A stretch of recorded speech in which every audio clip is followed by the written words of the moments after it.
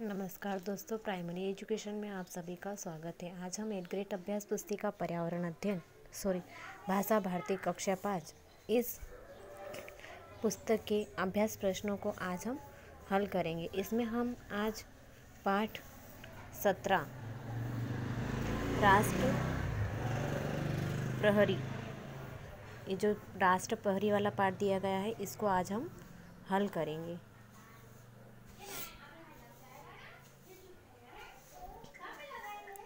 पाठ 17 राष्ट्र प्रहरी, इसमें हम सबसे पहले बहुविकल्पीय प्रश्नों को हल करेंगे।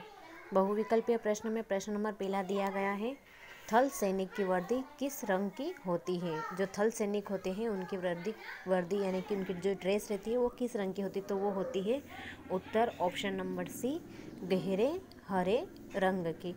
नंबर दूसरा, थल और वायु और जल तीनों सेना का सर्वोच्च अध्यक्ष कौन होता है। उत्तर ऑप्शन नंबर सी, राष्ट्रपति। इन तीनों सेनाओं का जो सर्वोच्च अध्यक्ष होता है वह होता है राष्ट्रपति। अब हम अति लघुत्तरीय प्रश्नों में प्रश्न नंबर तीसरा देखेंगे। नौसेना को किस नाम से जाना जाता है। नौसेना को अन्य नाम से भी जाना जाता है, उसका नाम क्या है, जल सेना।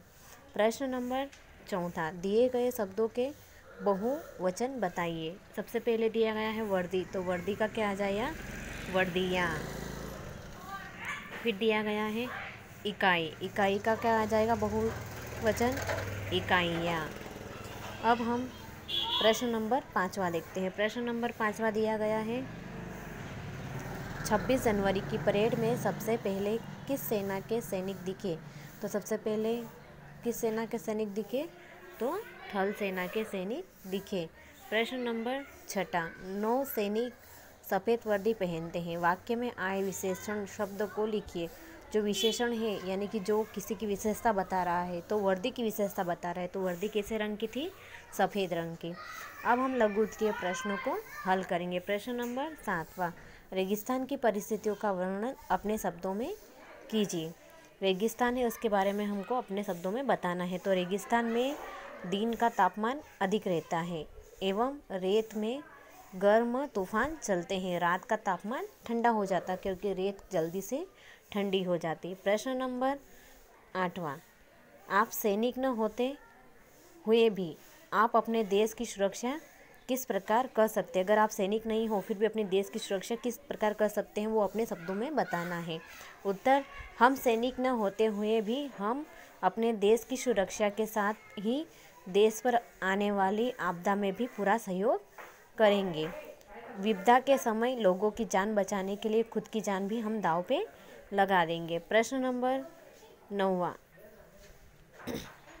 सेना के कार्यों को संक्षेप में लिखिए। सेना के जो कार्य है उनको संक्षेप में लिखना है। तो सेना के क्या कार्य है। नंबर पहला, देश के सीमाओं की रक्षा करना। नंबर दूसरा, नागरिकों को सुरक्षित स्थानों पर पहुंचाना। नंबर तीसरा, संकटों के समय नागरिकों के लिए अन्न वस्त्र आदि में मदद करती है। ये सारा कार्य जो होता है ये किसका होता है, यह सेनाओं का होता है। प्रश्न नंबर 10वां, पाठ के अनुसार देश के युवक युवतियाँ किस प्रकार देश का गौरव बढ़ा सकते हैं, स्पष्ट कीजिए। तो उत्तर, विद्यालय के कठोर अनुशासन के वातावरण में प्रशिक्षित होकर युवक और युवतियाँ हमारे देश का गौरव बढ़ा सकते हैं। अगर देश का गौरव बढ़ाना है तो हमें उसमें कठोर अनुशासन का पालन करना पड़ेगा। प्रश्न नंबर 11वां, दीर्घ उत्तरीय प्रश्न का प्रश्न नंबर 11वां हम देखेंगे। प्रश्न नंबर जो 11वां दिया गया है, यदि आपको सैनिक बनने का अवसर मिले तो आप किस सेना में भर्ती होना चाहेंगे। एक सैनिक के रूप में अपने अपने विचार संक्षेप में लिखिए। तो हम अपने अपने विचार अपने शब्दों में लिखते हैं। उत्तर, यदि मुझे सैनिक बनने का अवसर मिले तो मैं थल सेना में जाना चाहूँगी। क्यों, क्योंकि सैनिक बनकर अपने देश के दुश्मनों की बुरी नज़र से बचाऊंगी। जो भी मेरे देश पर आंखें उठाकर देखेंगे तो मैं अपने प्राणों की परवाह किए बिना हर संभव प्रयास करूंगी कि देश या देशवासियों पर कोई आँच न आने पाए। यह हर नागरिक की जिम्मेदारी होती है कि अपने देश की सुरक्षा करे, अपने देश के लिए अपने आप को न्योछावर कर दे। प्रश्न नंबर 12वां प्रश्न दिया गया है, 26 जनवरी की परेड के विषय में 8 से 10 पंक्तियाँ लिखिए।